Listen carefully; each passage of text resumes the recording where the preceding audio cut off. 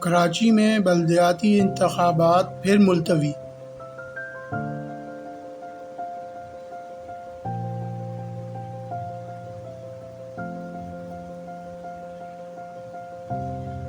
کراچی سمیت اندرون سندھ کے بعض اضلاع میں بلدیاتی انتخابات کے دوسرے مرحلے کے تحت 28 اگست کو پولنگ ہونا تھی۔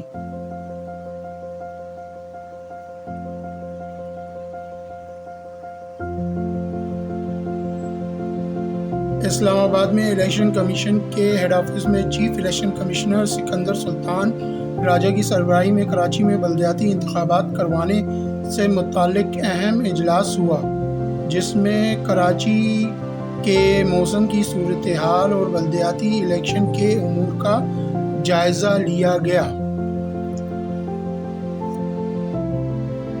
اندرون سندھ بارشوں اور سیلابی صورتحال کی وجہ سے الیکشن کمشنر نے گزشتہ روز حیدرآباد سمیت سندھ کے 9 اضلاع میں بلدیاتی انتخابات ملتوی کرنے کا فیصلہ کیا تھا۔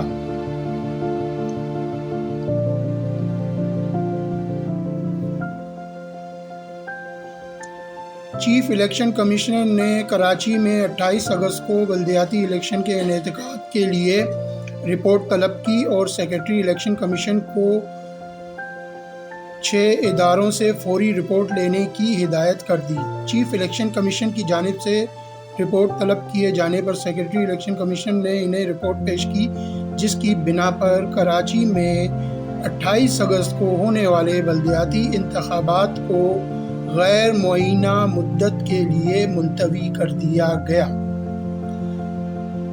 مزید بہترین اور دلچسپ خبروں کے لیے ہماری چینل کو سبسکرائب کریں، لائک کریں اور ویب سائٹ www.newsamazing.com وزٹ کریں۔